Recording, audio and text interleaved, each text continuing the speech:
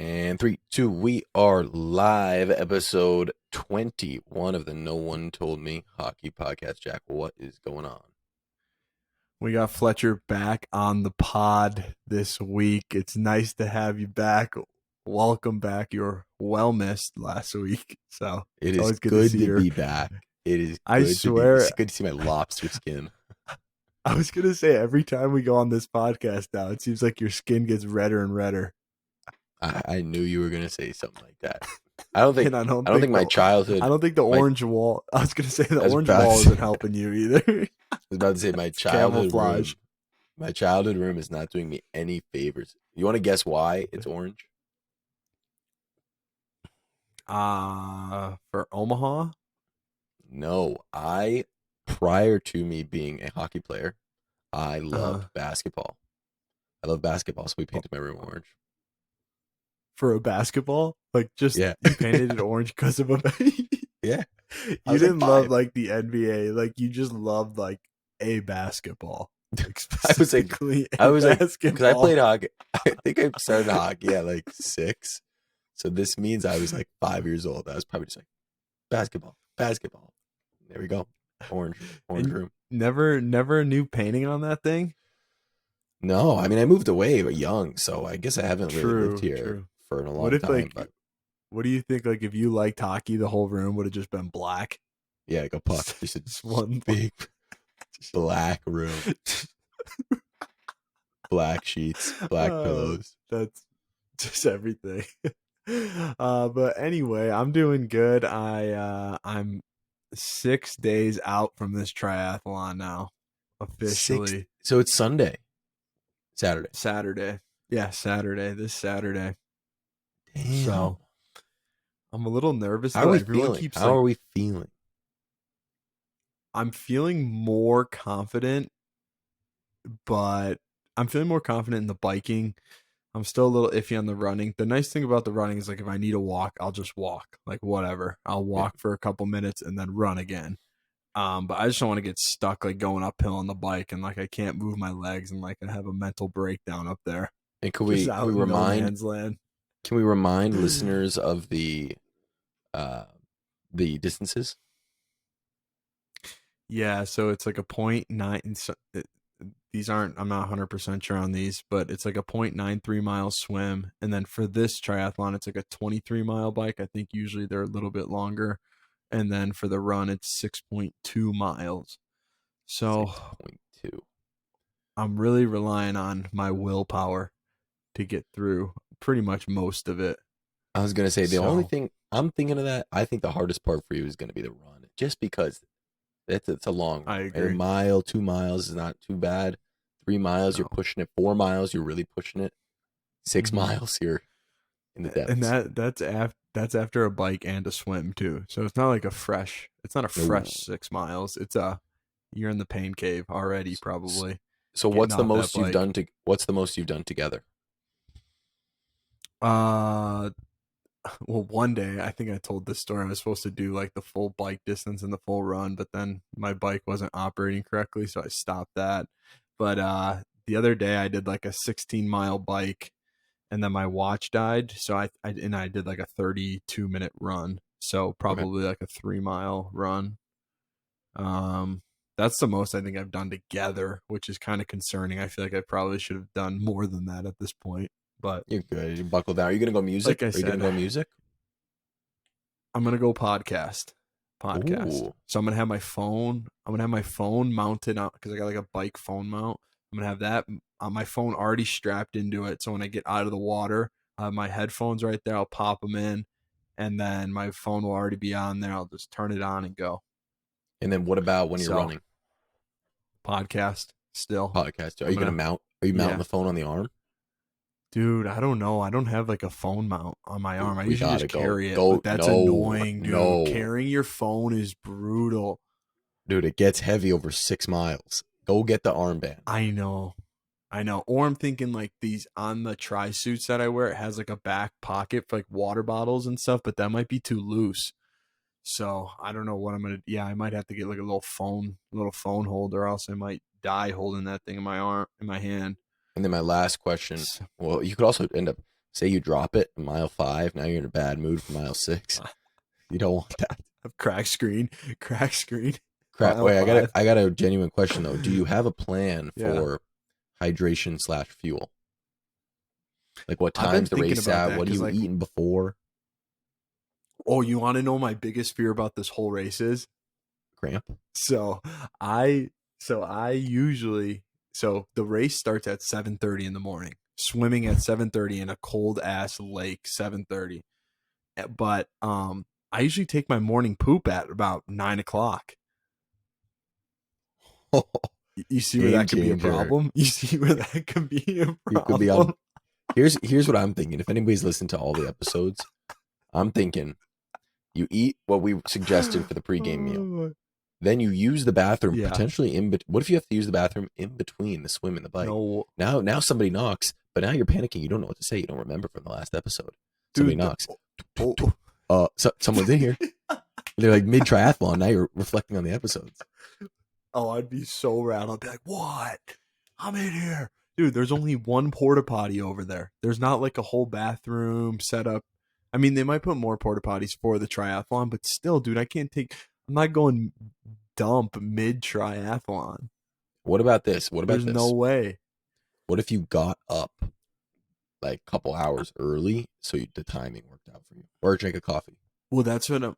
But like, I wake up at 5 in the morning on normal days, and I go to the bathroom at 8. But I don't drink my coffee until about that time. So I think I'm gonna these next couple days. What I might do is wake up early and try to go to the bathroom right away, and like get it in. Get in a little pattern here that right now my routine is I get up and go to the bathroom. I don't wait. I think that's the way to go.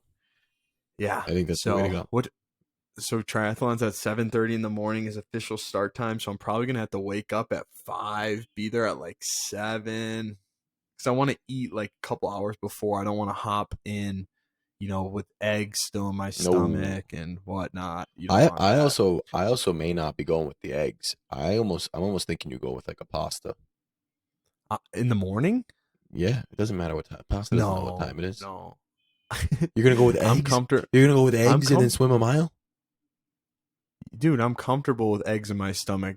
I'm real comfortable with eggs in my stomach. If I'm you, I'm going with. I'm not It's going not with only anything eggs. that It's could. not only eggs. It's not only eggs. Yeah, but I'm saying I'm not going with anything that comes from an animal that could make me sick. I'm going with whole wheat, grains, Mm, peanut butter, bread, peanut basic. butter. So this is. I agree with that. You got to go with basics. But for the mid race, what do you think I should eat? I think I'm going banana because I know banana. I can handle banana. Oh, No, you're not going banana. banana? What, dude? What Oh my banana? god. Dude, the last thing I What? want to be doing is burping up a banana on mile 5. I don't want to be tasting banana on mile Dude, what, 5. what what are you You're gonna gonna be eat? tasting banana on What are mile you gonna go 5. with? What 5 mile? Are we talking 5 miles on the bike or five I'm miles on thinking, the I'm run? talking. You're running. Next thing you know, you get a little belly burp, and you're tasting banana on mile Well, 5. what are you going with? Peanut butter and jelly, whole wheat, toast it, put it in the bag. You're good to go. What am I gonna fucking bring the toaster out there? Have my mom? My mom's coming No, out. I'm saying Have you her. pre-make it. Stuff it in there with your phone. Stuff it in that pouch with the phone. No, dude, no way. I was thinking about a PB and J though after the bike, Okay, mucking that. you want to hear something? This is a good But one. also people are saying buy these little goo packets. Oh, Have you seen those little goo packets? if you're dude? not And I'm training, like, if you're not training with the goo yeah, packet, I'm not touching the goo packet during the race. that's what I'm saying. I don't want to get into that. No, dude. I'm mainly Peanut more butter worried and about jelly. hydration over anything. Hydration and like some sort of drink to get me maybe some sugars or electrolytes is what What I'm about worried mustard about. packets? What about mustard packets? Oh, no way, dude. No No, way. mustard packets Ew. pretty good. One, Imagine two, three, done. ma- imagine burping that up. I'm not telling you to put the mustard Dude, on I the would wait. banana. I'm not telling you to put the mustard on the banana. No, I I'm would telling way you. rather burp up a banana than mustard. Okay. I got your plan here. If I'm Okay. you, Saturday morning, Okay. Actually, we're gonna rewind Yep. 24 hours. It's Friday. I'm taking it easy, little Yeah. stretch, maybe a late Yep. jog, something easy. Mm-hmm. Saturday morning rolls. Friday night, you're getting to bed 9, 8:30, 10. You're shutting it down, putting on something relaxing. Mm-hmm. 10, I'm asleep. I'm You're asleep wake. by 10 every night. Yeah, you're waking up. I want you up by first alarm 4:30 Saturday morning. You're gonna wake up. You're gonna take a nice shower. Maybe eat something. Maybe lay back down. Close your eyes again. Wake up. No Bathroom. way. What? Wait. Wake up. All Bathroom. right, all Plate right, of all whole right. wheat pasta. Plate of whole wheat pasta. Now we're up. Now we go to the bathroom. Now Gut we make it to bomb. the race. We make it to the race. Swim. PB&J. Bike. PB&J. Run. PB&J. Post game pasta. You're good to go. No, no. All right, you want to No. hear my serious plan? I'll say I'll do it quickly. I think this is just me off the top. So I'm gonna the night before I probably will have a light pasta with some chicken and a salad. Keep it simple. Not too many heavy sauces. Maybe like an Chicken. olive oil base. Whoa. Dude, I Chicken. like chicken. Yes, dude. It's a nervous bird. That's a No, nervous bird. Don't touch that it's a chicken. nervy bird. That's So, a nervous all right, bird. maybe I'll get a nice like bison burger in me. No. Um, I'm Stay just away from the kidding. animal I'm products. just kidding. So then I wake up. I'm probably gonna wake up around 5. Right. I'm gonna make breakfast right away. I'm probably gonna have 3 eggs. I don't want to hear the comment with some fruit and probably a yogurt. And I want another carb in there, but I'm not a big bread guy. So I got to figure that out. But and then I'm gonna have my coffee right away. So hopefully the morning shit starts to activate. Now we're Uncle moving. Ben's Now we're rice. moving. Could go with Uncle Ben's rice. I could go a little rice in there. That's my go-to. That's my go-to market. That might not be a bad idea. Might not be a bad idea. So I'm gonna get the coffee in me early and get the juices flowing. Hopefully go to the bathroom, get there, be hydrating the whole time, and then do the swim. And then I'm gonna have some sort of like not an energy drink, but like some sort of like Gatorade type drink. Get the electrolytes. Probably have a couple granola bars in my back of my pouches. Might take down like 2 granola bars. I think I should be good there. And then once I get off the bike, I'm gonna crush maybe a PB&J or a banana. That's what PB&J. it's gonna be. Maybe a PB&J with banana in it. Stuff it in there. Slice Ooh, it. that's actually not. I might not do jelly though. I might do PB banana. honey, peanut butter, and banana sandwich. Because that honey is good. That gives you that little sugar. Get you Gives you a through little bite. some Gives you a little things. bite. Yeah. Yeah, it gives you that little whatever you call it, little sugar rush or something. So I used to have a kid on my team who used to just take full gulps of honey in between periods. I had a kid that put Skittles in his water bottle. Really? I also Actually had a kid that sounds drank kind a of Red good. Bull. I had a kid that drank Red Bull. I did some Dude. Cheez-Its, but not my water bottle. I was a goldfish guy. Couple goldfish. So anyway, how have you been? I am doing good. It is wedding season right now for me, so I'm jumping Yeah, in dude. between weddings. I had one last So weekend. expensive. It was amazing. It was expensive, but it was amazing. It's beautiful. Got to see some old teammates. I got another one tomorrow through next Tuesday, so a week-long event. Thank God you don't So work. yes, this would be a difficult couple weeks off. Yeah, that So would be. really excited for those. And I shouldn't it's say you two. don't work. You work. You just are in your summer break right Yes, now. I'm off. For the I'm off. for the I was gonna say, time being, you have a good, nice come little June, break. come June Yeah. 28th, I'm full go 12 hours a day. So Right. just gotta So I take get the a little don't break work right back, but little yeah, break. you do have a nice break. I would not be able Um, to swing the Tuesday to Tuesday. no, that's a tough one. And got to see a different set of teammates this time around. So same Nice. school, but different group of guys, kind of, which is nice. Mm-hmm. Cool. Yeah, you're busy then with weddings. And I got like later in the summer, I got 2 weddings in Chicago. Then I got to go back in December for another wedding. Yeah, it is wedding season right now. It's crazy. Wedding season, I love it. It's a place of love. Yeah, But that's what's going on in it my is. world. Nothing much going on All besides right. that. Cool. So I got a question for you.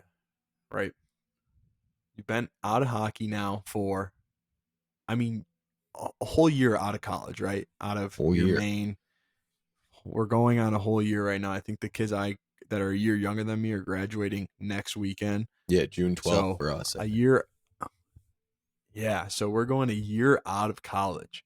What are some things that you have learned about transitioning out of hockey and kind of into the real world now? It's a great question. There's so much to get into with this. I feel like this is going to take up some time, but that's what I'm Yeah, here for, and that's what we're here yeah, for. Um, I think the we're here for it, broadest baby. the broadest answer and something to remember as players, right? Everybody's going to stop hockey at some point. I think that a big Mm-hmm. realization for people at any age is it's okay to stop. Right? A lot of people will hold on to it as Yeah, long as possible. They're like, oh man, like I gotta play pro. I gotta go play the lowest level pro I can find. And then I'm gonna try to work my way all the way up, which is great, right? And that's totally okay. But it's also totally okay to start to find a job and start to transition out of it too. I think that to me do is so important. do What do you think?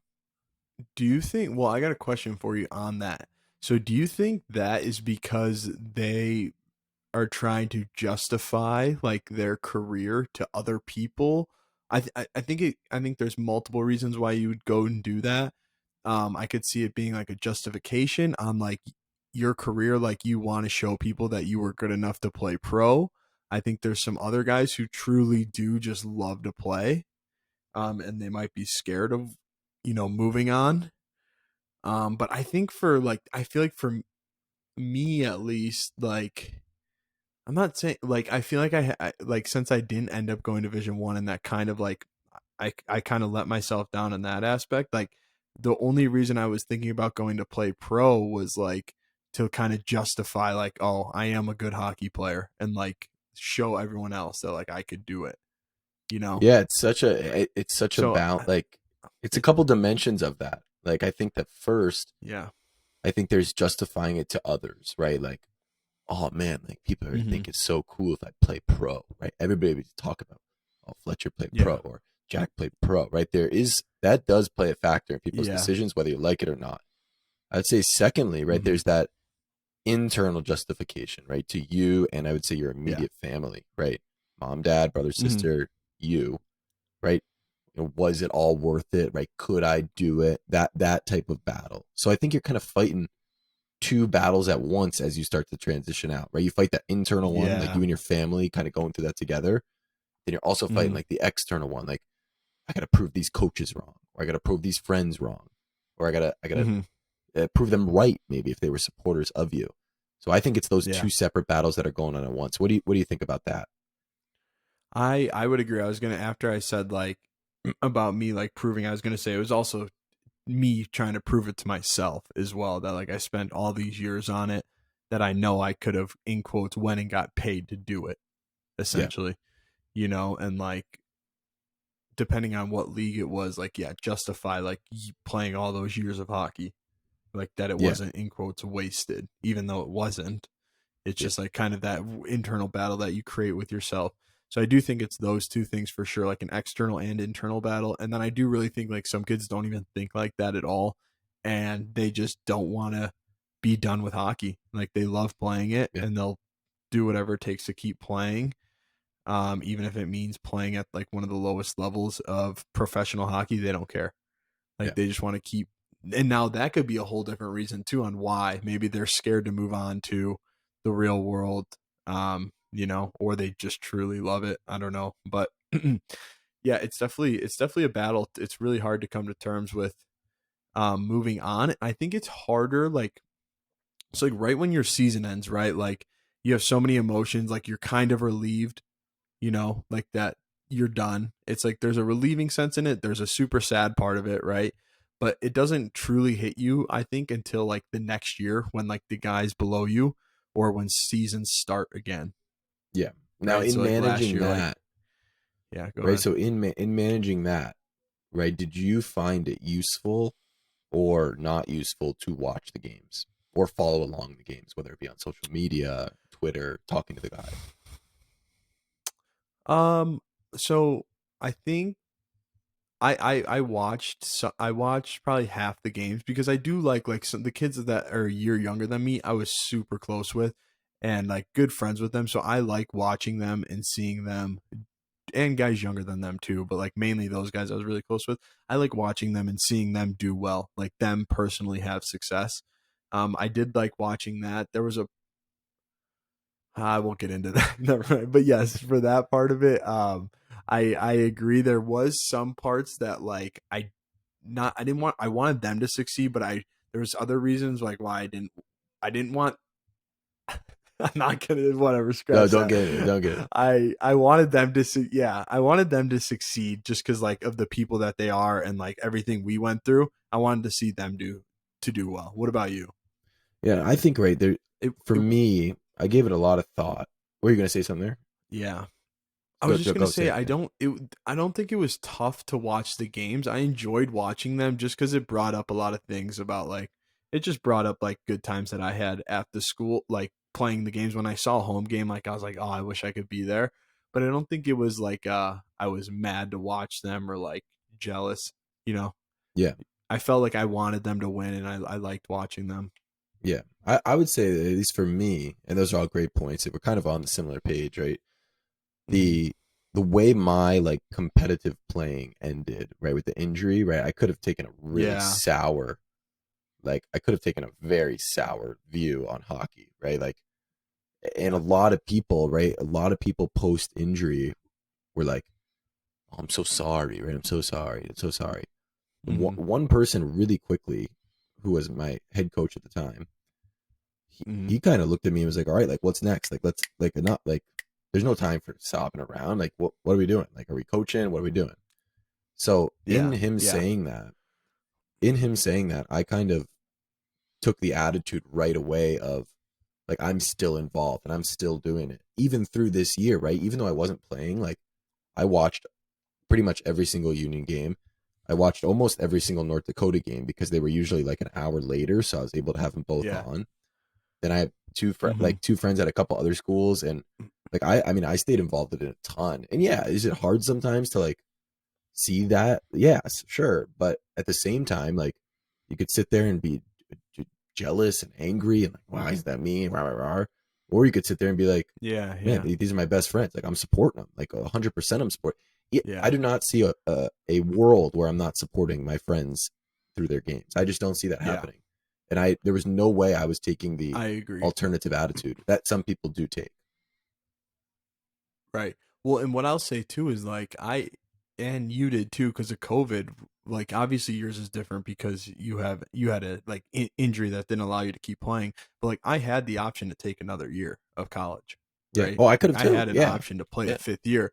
But yeah, that's what I'm saying. Like you did too. Like we had the option to take a fifth year and play again. And I like when that option was presented to me, I didn't even second guess. I was like, I'm done. Like, I don't want Yeah. to go to school. I don't want to. I don't envy the school battle of it. I don't envy some of like the. I do miss like the hard workouts and stuff, but like I don't want to go through that again. Like I'm good. Like where the 4 years that I had, I don't need another year to try to like show something. Like I feel like I did a good job in those 4 years. So it's like I had the option. So I think like if you have that option, you it's hard to be like jealous of them, knowing like And you'd made that decision. yeah. And one of the best We weren't. I conversations wasn't like forced out of it. no, and one of the best conversations I had with somebody in navigating the decision making was they kind of said to me they were ex players themselves. They had played at I can say they played at Bentley, but um, Yeah. they're older. They got their families now, and they said to me, they said, Fletcher, well, where do you see yourself in 3 years? They said, add 3 years to where you are right now. They said, do you see yourself playing pro? Hmm.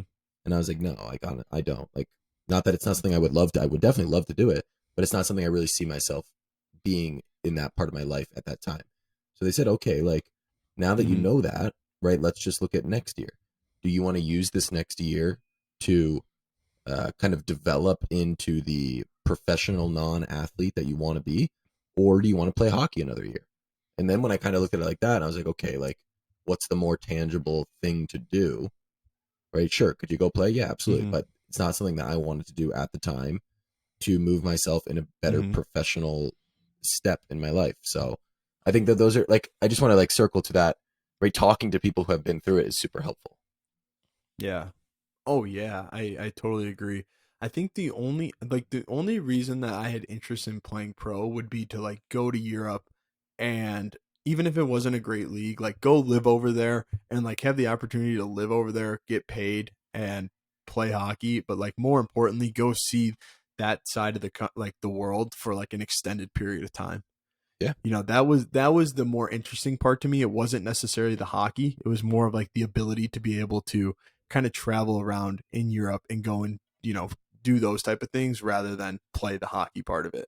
Yeah, that's a So great point. that, That's a great point, right? Like the European option, it gives a lot of you get to gain a lot of experience, whether that be traveling, yeah. meeting people. I would say, and this is a big misconception, right? Pro hockey, right? You say pro hockey. There are Yeah. college teams that can beat pro teams.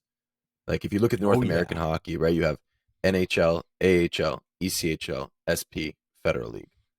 Then in Hmm. Europe, you have SHL, the Dell, the Liga, the KHL, Allsvenskan, a Swedish one, Finnish one, Finnish two, Yeah.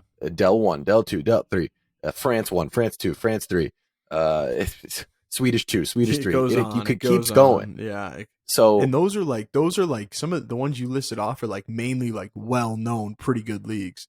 yeah, There's there's some some that that go there's a way lot that down I the don't know. totem pole. Oh Yeah, yeah. there's a lot. So to say that if you want to, yeah, it looks cool to some people to say you played pro, great, and maybe you're doing it to Mhm. travel, great, or maybe you just want to keep playing, great. But Mhm. also sometimes that pro step is not a step up, right? If that makes sense. Yeah. Yeah, I would say a lot. I would say a lot of times it's almost like a lateral move in a Yeah, sense. Like especially if you're not going to I would say so for like in the US, I would say like the SPHL is Division 3 players.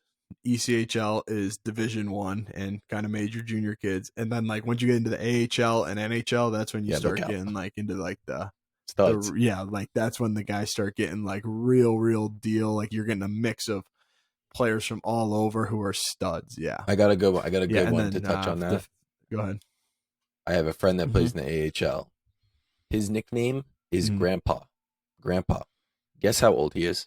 How old is he? Like he's like probably 25. He is 27. The young kids on the team, the 18, 19, and 20-year-olds, call him Grandpa, and he's 27. Dude, That's it's how crazy young and how that's how young it is good now. those leagues Yeah. are. Like, look Yeah. out if you think if you're jumping around from some college Right. teams to that. Yeah, 27 years old. Getting called grandpa. That's crazy. That is wild. So, like, if so, say I got a question for you. Like, if you, because I think this is important to talk about as well. Like, if you're, say you're in high school or you're playing junior hockey and you're maybe not interested in taking hockey as seriously as like Division 1 or Division 3, like, they're both a big time commitment. I think like it's also important to know that like club hockey is also an option for kids that want to continue to play. I think it's a great way for kids that are coming out of high school, or maybe even there's a lot of junior kids who are kind of just done with that competitive, like really big time commitment, and they go and play club hockey for some pretty good schools. And Yeah. then it goes down the list of like, they have different divisions for club hockey where a kid who played high school hockey in Wisconsin could go and play at his school's club hockey team and meet 30 of his best friends right away, get to play hockey on the weekends, go to some pretty cool places. And it's not too much of like for the most part, there's some teams who take it really seriously, but for the most part, it's not too much of like a time commitment versus like Division 1 or Division 3. So I think that's also really important. Like you still get to play the game, make friends right away. It's like a fraternity essentially, but you get to go and play hockey with them. So I think that's also a great option for kids outside of like, after life with pro and stuff. Maybe just after high school or Yeah. juniors. That's a great option too.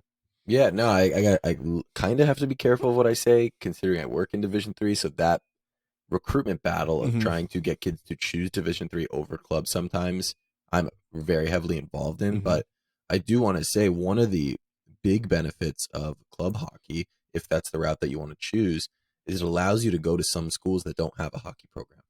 For example, you could play club hockey at University Very of true. Florida. You could play club hockey at Florida Yep. State. You could play club hockey at Texas. You could play club hockey at North Carolina. play club hockey at USC, right? These are schools that don't have Division 1 or Division 3 programs yet, and I Hmm. think they won't get them. I But hope so. I hope yeah, it would be so. cool, but I don't think they will. So if it's, say maybe you have a family legacy at Florida and you're Hmm. kind of torn on, do I go to a big state school like Florida? Do I follow in my parents' footsteps, or do I go to a maybe a smaller Division 3 school? What do I do? Right, that could play a factor. Right, the education Yeah. piece could bring you in. If you get into Duke versus Yeah. a Right. Right. smaller school, right? You may want to go to Duke Yeah. and play club hockey there. There's nothing wrong with that. It's probably awesome. Yeah.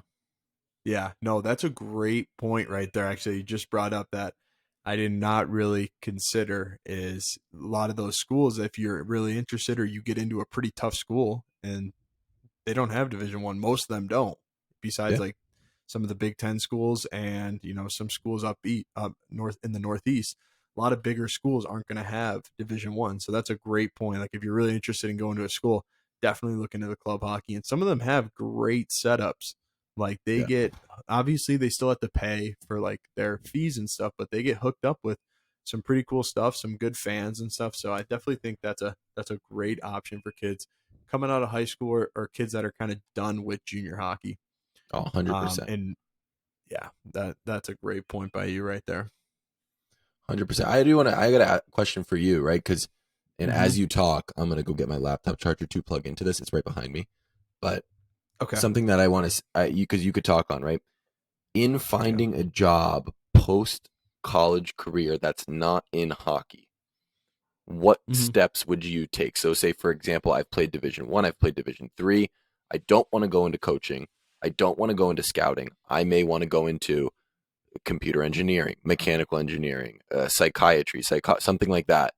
What steps would you do? Would you talk to former teammates? Would you talk to Hmm. alumni? What are the steps that you took, and what's your advice? Yeah, so I think the biggest thing is, especially in terms of finding a job these days, it can be super competitive on kind of getting jobs. So you have to use every connection to your advantage. So, and the biggest advantage I think that hockey players have is using former teammates slash alumni to their advantage. And I'm sure, like, if you talk to your coach or assistant coaches who have been around for a long time, they'll have the contact information of former players from your team. Or you could go on LinkedIn, or I mean, I'm sure some of them are still around. Like I know from my school, a lot of the times, like we had alumni weekends where guys would fly in, or they would be, or still live around there, and our coach would put together a night after one of our games where we would all go out with the alumni. So it'd give us a chance to kind of network with them. And that was a great way. Like if some guys lived out of state or they don't come around too much, so you could talk to them, kind of network with them. Holy guy. You can network you can network with them, kind of find out where they work and stuff. So I think the biggest advantage you have of playing on a team is using the former teammates to your advantage. And then talk to guys. So say you're a freshman or a sophomore, right, and you want an internship for that summer. They played with kids who are now 4 years out of school, who have established jobs at a company that you might want to work for. So talk to them, ask them, be like, oh, like, did you play with any guys who work at X, Y, and Z now? They might say, yeah, oh, I know this guy who worked there. And then they can give you their email, they can text them. So it can just open up a line of communication. Because if you think about it, if you're a freshman, then you have your seniors, maybe a fifth year guy. You're talking, and then they played when they were freshmen, they had seniors. So that's 8 years of guys that all played on this team together. And then the list could just keep going further. So you have a huge network of people um, Now, I have a that you question can that use.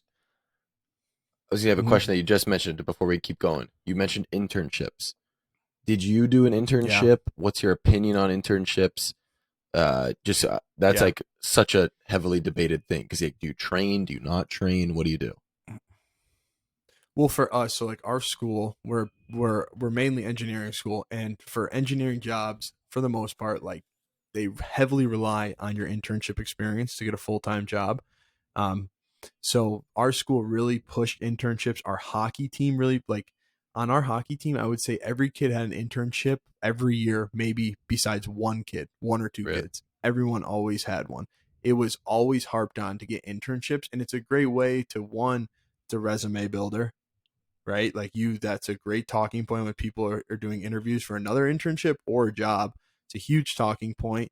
It, it allows you to network. It could lead into a potential job, and you get paid, right? All summer, you get paid pretty good. But I think most importantly, it's kind of a good way to kind of figure out what you like in a company, and what you like doing. Maybe like for me, like engineering wise, like what I like about engineering and what I don't. So I think they're extremely valuable. You can always find time to train, right? Like you could wake up before, you could wake up after, or you could do it after, you could skate after. I think in the summer you can find ways to do both. To finish up what I was saying, I just think internships are super important. It's a great way to kind of figure out what you like in a job company, what size company you like, what do you like about, for me, engineering, what do you not like about it?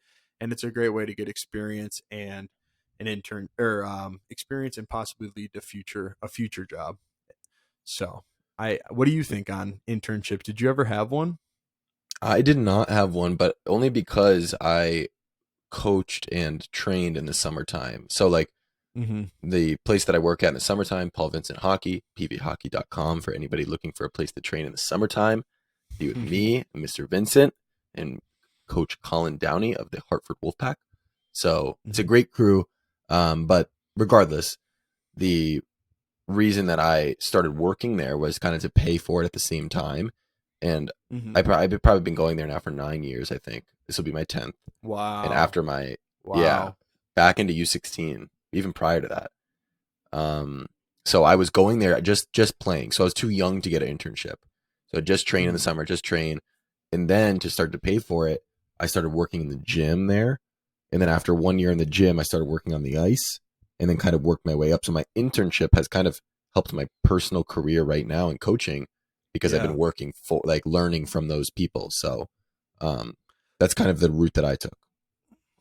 Yeah, and I think, I mean, regardless if it's an internship or just a summer job, obviously it probably depends what your major is.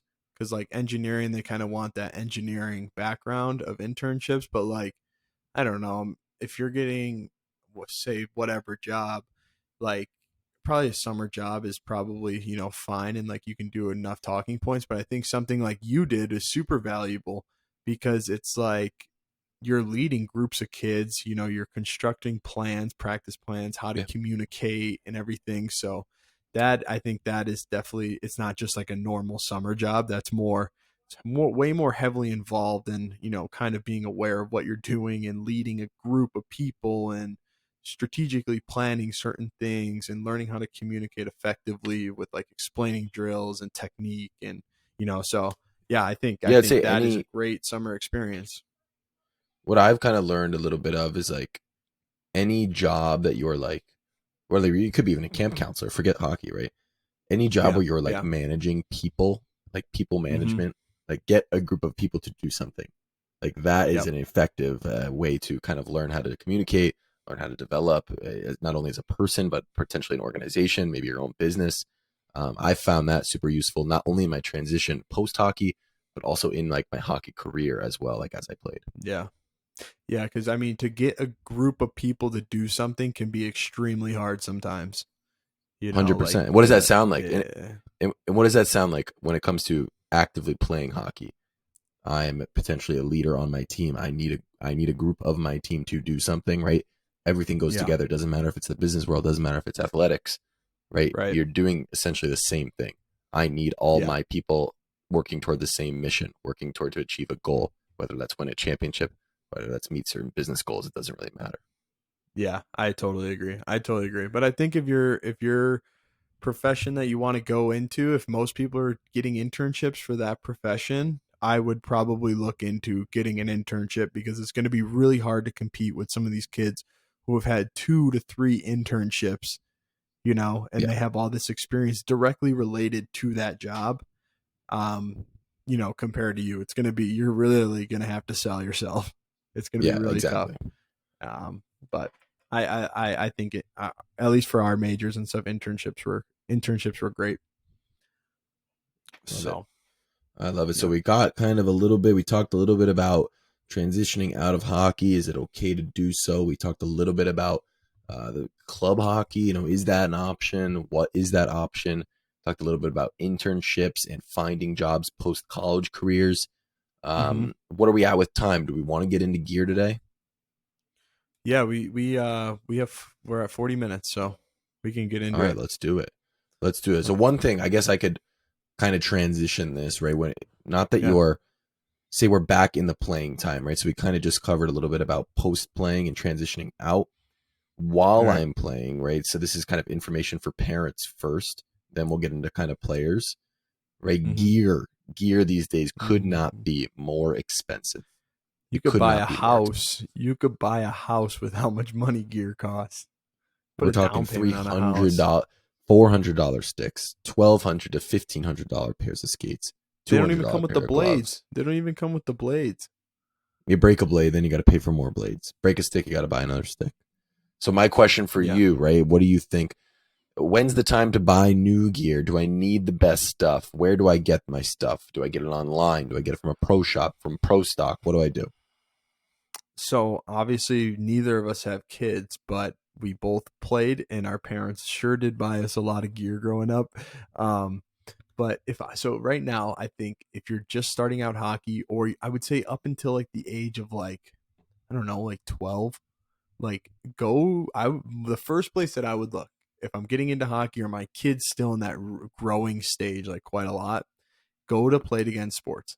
Go to a store like that and go look at their used gear, whether it's shoulder pads, shin pads, pants, skates, helmet, like all that stuff. Like you can get at a great price there, and it's good gear. Because I mean, gear from 8 years ago is really good gear still.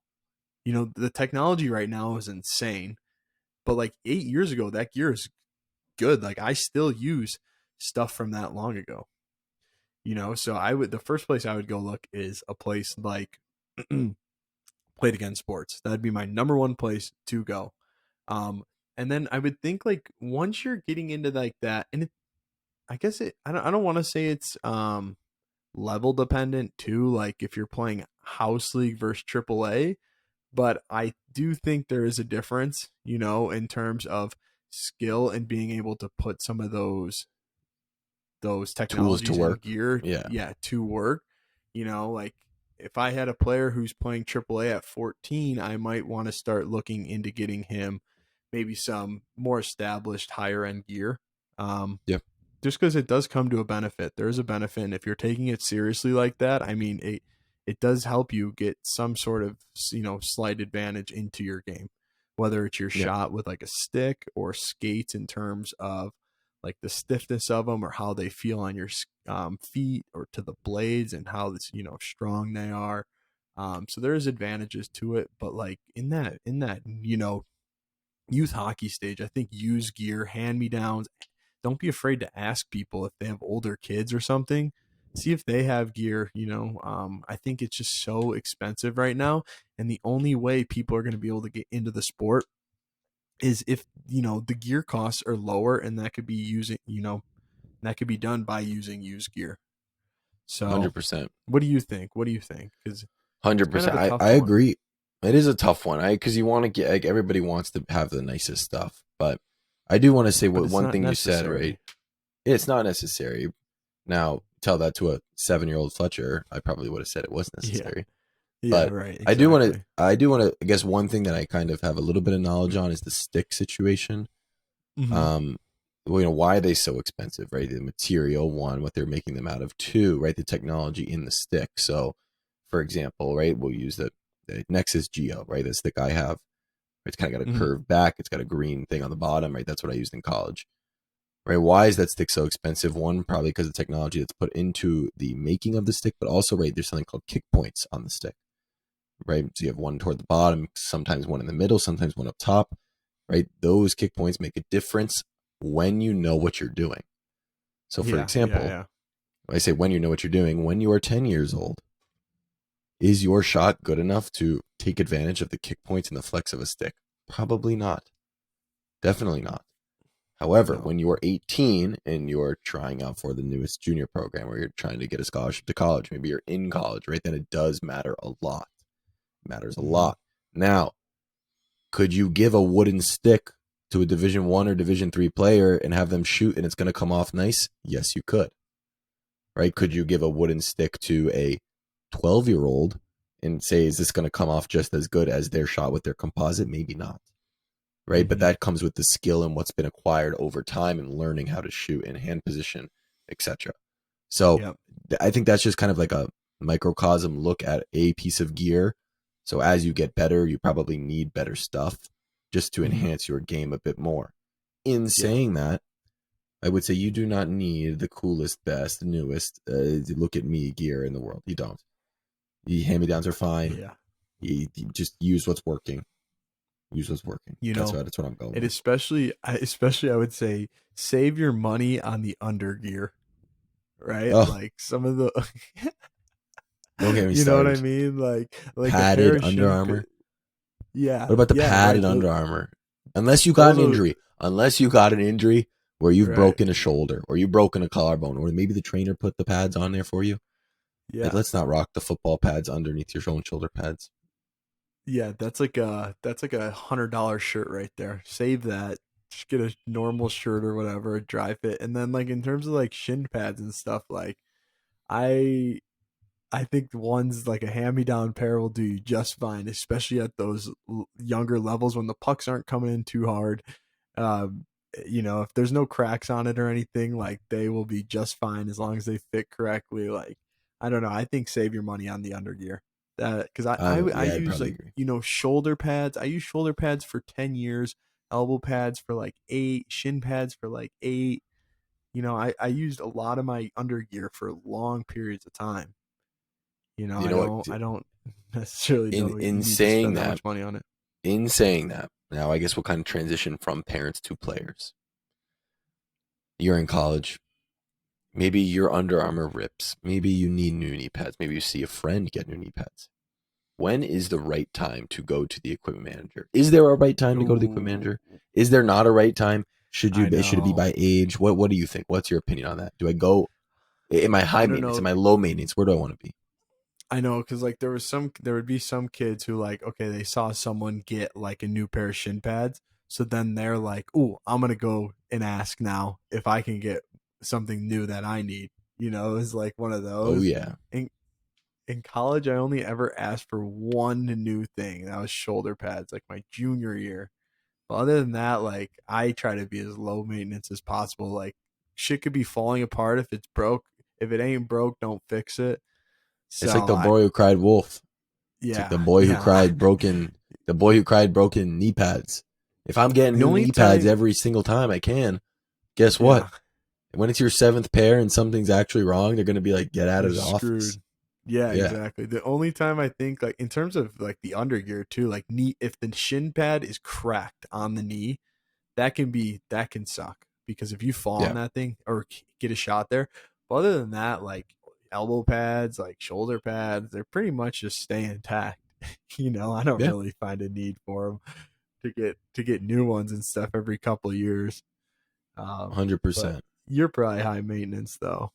No, no, no, no, no, no. I was barely in there. Barely in there.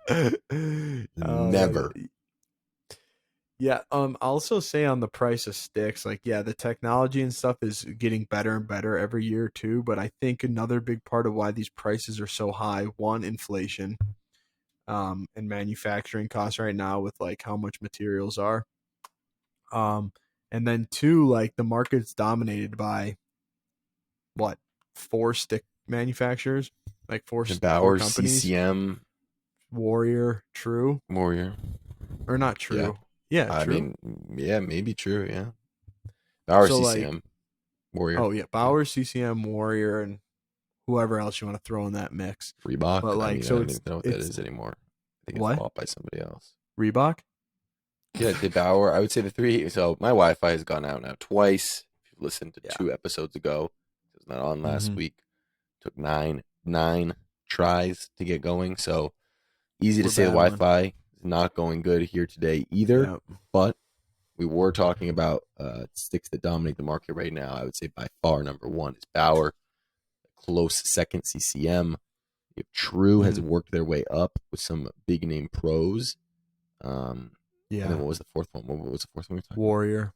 Warrior as Warrior. well. They've been consistent. Yeah. They have. So I mean, I think that's also why prices are so high right now is cuz they can just, you know, they have total control over the market and the price. Yeah, absolutely. Which makes it really difficult for the consumer, especially parents or, people who are, kids who like parents who are trying to, give their players the best experience possible with hockey. Yeah, So that, they want to get them, top of the line gear and stuff, or sticks at least, or skates. And it can be really hard for families to do so. So I think that's a big kind of issue in hockey right now, and trying to get kids into the sport at a, you know, low cost, you yeah, know. absolutely. Absolutely. So So